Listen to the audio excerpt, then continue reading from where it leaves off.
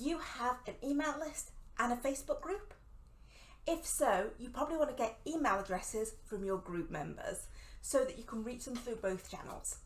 In this video, I'm going to share with you why email marketing and Facebook work so well together.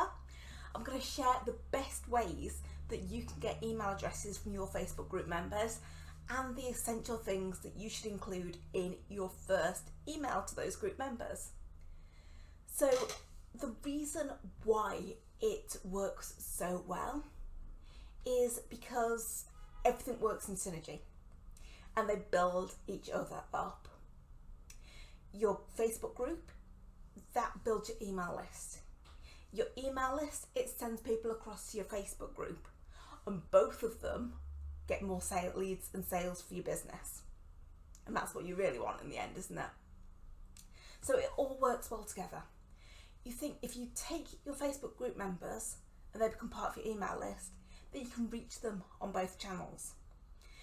This means that you are doing all the community stuff, all the group stuff, all that real nurturing in the Facebook group. So you're creating that really positive vibe, that atmosphere, that place people really want to be. Use your email list to drive people to the things which are most important that are going on in the Facebook group. So it helps people not miss things which are happening. So you kind of bypass the Facebook algorithm and drive eyeballs, attention, engagement to your most important things that are going on in your group. It also allows you to promote across both channels.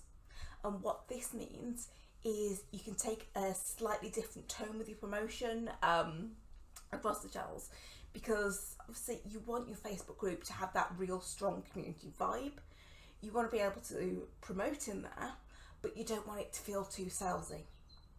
Your email list, that's a place where it's more appropriate to go with that stronger pitch. So working together in synergy, you can get the real most impact for both marketing channels when they're both working together.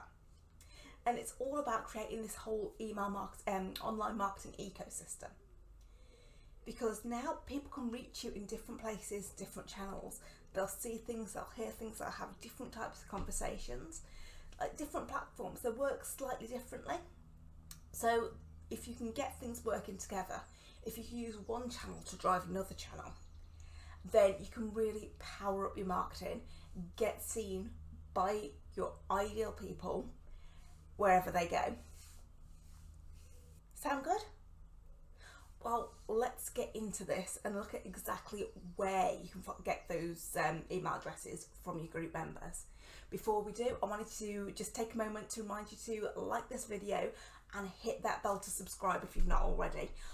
Each week I'll be sharing videos to help you grow your Facebook group, get more engagement, make more money, and put in some systems so that you're not spending every hour of the day on Facebook trying to create content, trying to engage, trying to reach out to people, because there's only so much you to go around. So some smart systems will help you get more leads, more sales, and serve your people well without getting stressed out and burnt out. So hit that like button, hit the subscribe bell, let's do this. So next thing, where are you going to get those emails from? There are a few great places and ways to do this, which I use a lot. So the first thing anybody sees before they go into your group, if they look at it, some people don't, that's a fact, they will see the name and the group description. So if you've got that group description right there, use that as a place to let people know where they can sign up. So drop a link to your best lead magnet. Tell people in your description what the group's for, what it's all about, what they can get out of it, and then segue into a call to action to download your PDF, watch the videos, get access to free training, whatever you've got in place to get people onto your mailing list. Tell them about it right there. The next thing is when they hit join, there's the option to have joining questions. This is something that we use really well because it helps us decide who's right for the group, who's a real person. You don't want spam bots getting into your group or spam humans, because some people just are that way. So So the first 2 questions, we use those to figure out who it is that's applying. The third one, we use that as a list builder. So again, we put a mention of what people can get access to, and basically we just say, if you want access to this, leave your email in the box. Now these, they do not save automatically. If you approve somebody, what they put into those joining questions, poof, it's gone forever. So you do need to grab those and get them across and add them into the mailing list.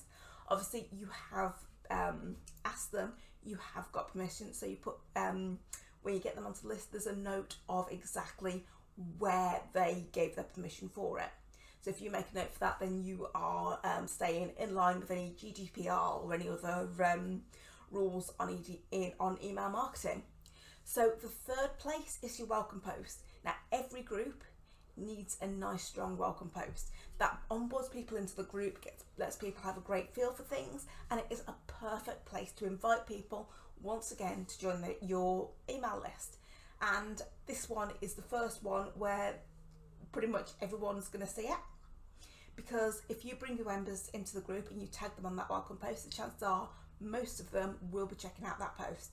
So they might not have looked at the description, they might not have bothered doing the join questions. Some people don't, and because they don't automatically show up sometimes when people are invited, they just won't do it. Yes, Facebook sends out 3 reminders for the joining questions over the first 72 hours, but as I say, some people just don't see it, they just don't do it. Your welcome post is the first thing that they are almost completely guaranteed to see, so it's a perfect place to really set things off in a nice strong way, bring people into the group and invite them to the mailing list. The fourth place is through regular mentions of it.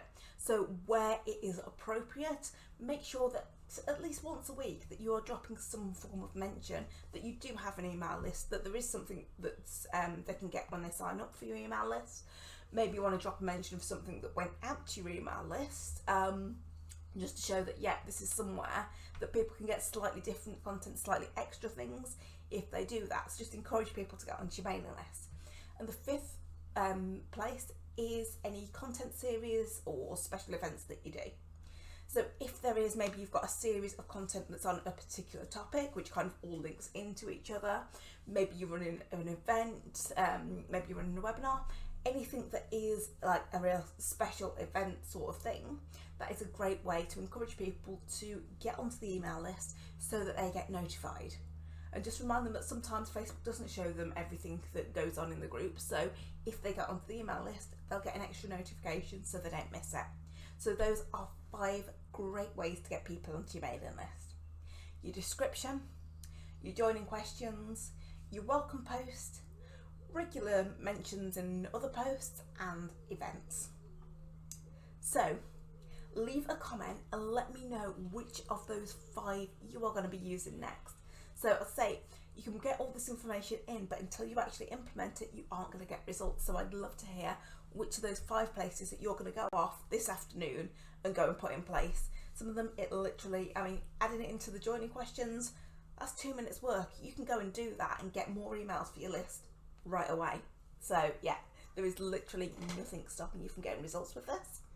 When people get onto your list, then having a nice strong email to kick things off with is a brilliant thing. The same way that when people come into your group, you want a nice strong welcome post for them. When they come onto your email list, you want a nice strong email to just make sure that they see the value in checking out in future emails. So there's a few things that you're going to want to make sure that you've got in there. The first thing is deliver a promise that you've got for them. So if there was a PDF, if there was a video training, if there was like whatever you've promised that they get for signing up, deliver on that promise. The next thing is set expectations. So hey, usually I email out a couple of times a week. What I'll be talking about is X, Y, and Z, so they know kind of what to expect, how often they'll get emails, what's coming.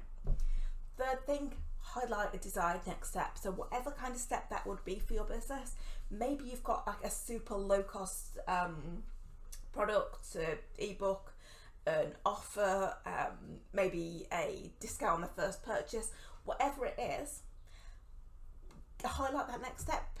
Give them a nice strong call to action of, hey, you can get this. Maybe you do discovery calls.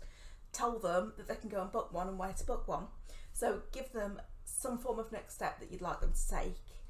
And finally, tease what's to come. So once you've given your nice strong call to action, sign off in the PS, hey, here's what you can expect next. So maybe you want to set up just a couple of first intro emails, and you can maybe say, hey, I'm trying to think now, in a couple of days time I'll be sharing how one of my clients managed to whatever really juicy tasty result that you've got for someone.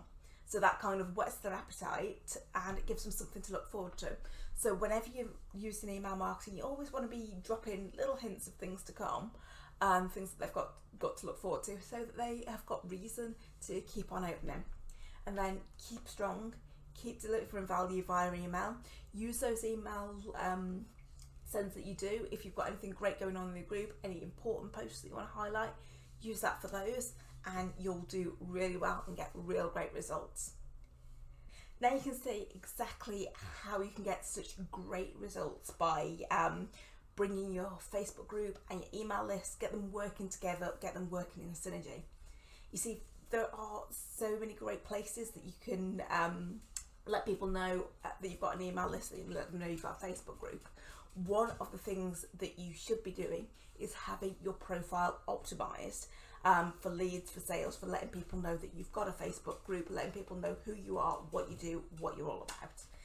And if you check the description below, there is a link to get the Facebook profile optimization guide.